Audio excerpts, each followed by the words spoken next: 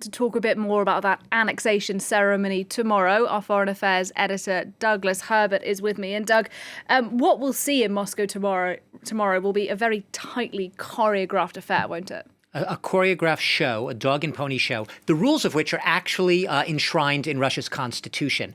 This is all about presenting a veneer of democracy, a veneer of legitimacy. Remember the context here. These are sham referendums denounced as illegal and illegitimate by almost the entire world.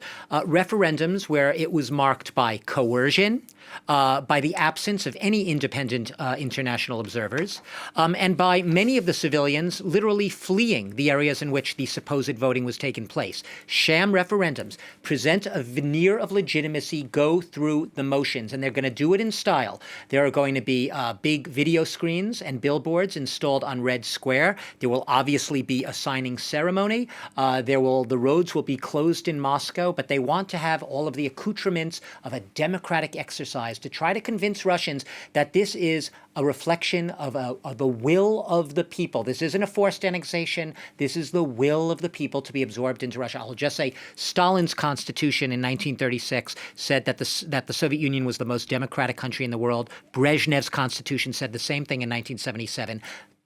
Putin's still doing it again today, trying to show the world we're actually being extremely democratic. And walk us through what's going to happen, Doug, from tomorrow and the days afterwards. I mean, will there be any international recognition of what we're seeing? First, start with the steps of the annexation itself, right? So Putin signs this decree. It's called an ukaz in Russian. And then what happens is they'll have some negotiations and talks with the Russian-installed proxies in each of these regions. Agreements will be signed with them on where their status will lie in the eventual annexation within Russia. Then it will be ratified by both Russia's constitutional court and the parliament. Then another arrow, follow me here, flowchart. Then it will be, the Kremlin will introduce a draft law, a law which will go before both houses of parliament, the Duma, the lower house, the Federation Council, the upper house. They will both vote on it. The head of the Federation Council has already said that next week, Monday or Tuesday, they expect to already be voting on the law formalizing the annexation.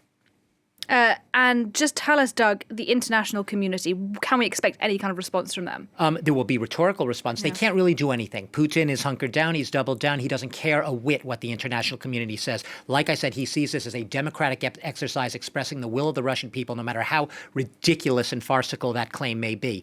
We will see perhaps at the UN Security Council, the U.S. pushing a resolution to both formally condemn the referendums and also to censure the annexations that are about to take place. But as you know, who sits on the Security Council? Russia. It has a veto. So no meaningful action to be expected. Watch this space, but don't expect much. Douglas Herbert, thanks very much indeed for your analysis. And we'll obviously be covering what we get out of Russia tomorrow.